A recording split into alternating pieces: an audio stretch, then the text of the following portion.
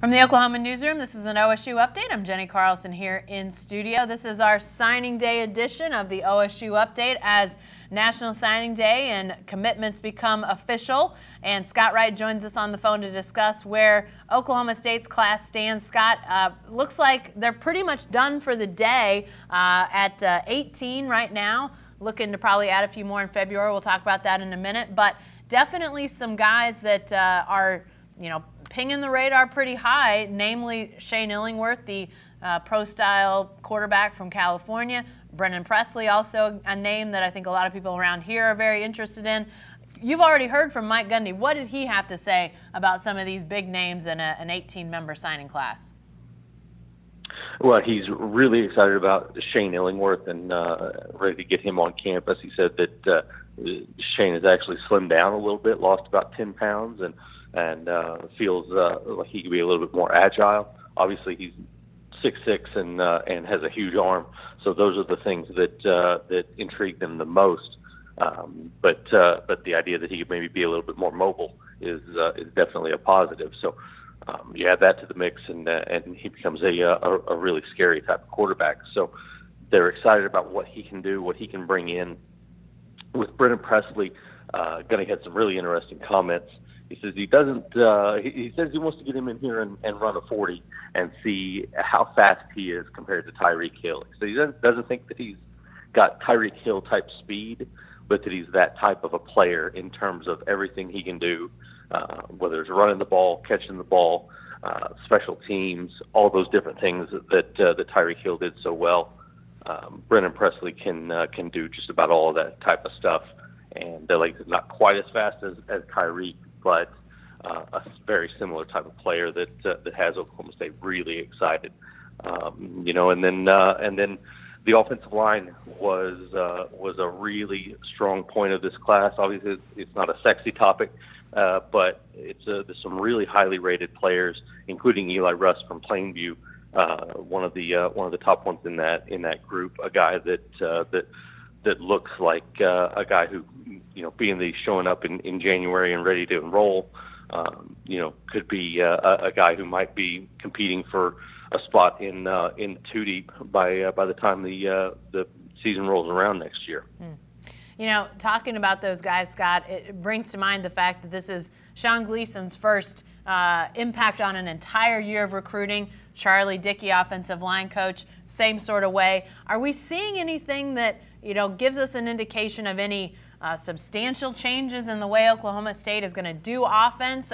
It sounds like if the references are to guys like Tyreek Hill and those sorts of things, sounds like that's not a bad thing in terms of on the field, but it sounds like a lot of similar puzzle pieces to offenses of the past. But are you sensing any change in the way they're going after certain types of guys with these new coaches in that offensive side of the ball?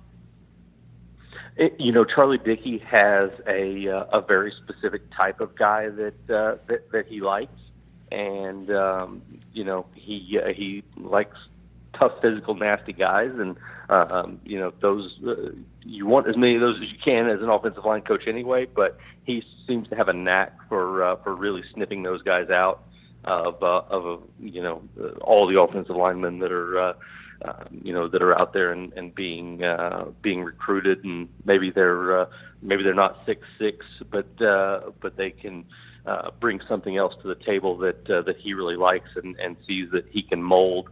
You look at a guy like Bennett out of Scottsdale, Arizona, who is 6'4", 300, and has it's a highlight tape of an offensive lineman that's fun to watch. That's about the best I can put it, because he has a really nasty streak that comes through on the field. So those type of things in terms of the offensive line.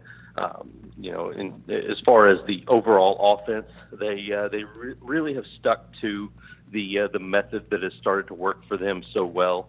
Over the last several years with position coaches focusing on recruits that they like for their position. Casey Dunn was probably the guy that led that charge the most in what he's done at receiver, and he identified some guys that he really liked in this class. that he thought fit. They started recruiting Presley when nobody else was, and he had this fantastic season now, and is possible state player of the year. So they got Matt Pulk out of Scottsdale, Arizona, whose father was a 2-year defensive back at Oklahoma State in the early '80s, and they liked that connection and had that bond with him, and were able to make that happen. So you see them sort of replenishing the spots that with similar guys to what they've had in the past. Not necessarily a big change under Sean Gleason. Yeah, for sure. Let's talk about the defensive side of the ball for a second, Scott, because really not a ton of surprises on signing day. It kind of has trended that way at most places, but Cowboys got a pleasant surprise this morning on signing day as a linebacker, Mason Cobb, out of Provo, Utah, signed a pretty decent get for Jim Knowles. Tell us a little bit about Cobb and then how he sort of fits in big picture with the defensive recruits coming in this class. Yeah, it was a really impressive pickup for them. It was it wasn't a signing day flip or anything like that. This guy just was holding out to the last minute to make his announcement and pick the Cowboys, but he's a 225-pound linebacker at 6 feet tall that looks physically ready for the next level. And you add him with the two in-state guys, Cole Thompson and Jeff Robertson from Norman and Choctaw respectively, and you've got a good mix of size, speed, agility in that whole linebacker group that really kind of makes that group pop right now. With the addition of Cobb, so that was a big addition on signing day, and we'll see. Gundy said it's possible that they could have another player or two come in today. He doesn't know for sure, but it looks like it could be a busy January for these guys in recruiting. Yeah, for sure. And as we look at it, 18 already in, that would probably means 7, maybe 8 guys still left to fill spots, but that's probably a little bit of a squishy number, Scott, because transfer portal, Chuba Hubbard, there's Tylan Wallace, there's some question marks out there for the Cowboys right now.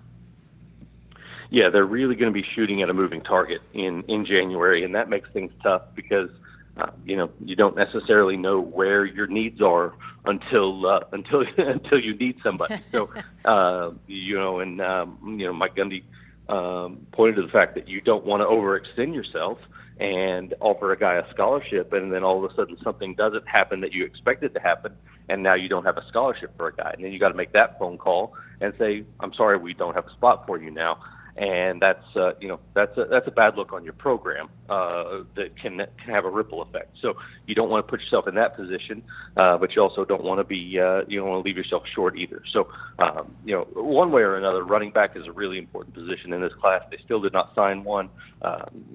Rashad Owens, the San Antonio athlete that they picked up late in the recruiting process, they expect to play wide receiver, even though he did play some running back in high school. So still without a running back, a true running back in this class. Zack Middleton from Tulsa, Bishop Kelly, is another guy who played running back in high school, and they're not exactly sure where he's going to fit in right now at this point. So, but running back Daniel Ngata, his announcement coming on January 2nd, that could be a big one for Oklahoma State. And then, like I said, you got to wait and see if Chuba Hubbard leaves. Maybe you need to add another running back in February. Tylan Wallace leaves. Maybe you're looking for another receiver, though they're pretty happy with the 3 that they've got. So a lot of different ways that things could go once the transfer portal heats up after the bowl game or even after spring practice. That could change the dynamics of some of these things. So it's going to be interesting to see what they do from here because it's not a real firm ground that they're standing on in terms of deciding what direction they've got to go in some of these areas. Well, lots of questions still remain. We'll continue to try to provide answers as the Cowboys move forward in this recruiting period. Again, February, a second signing day that in the past couple years after this early signing day, the Cowboys weren't that active in the February signing day, only 1 or 2 each of the last couple years. But this year we'll have a lot more. We'll continue to follow that, so be sure to stay with the best coverage team anywhere at Oklahoman.com and every day in the Oklahoman.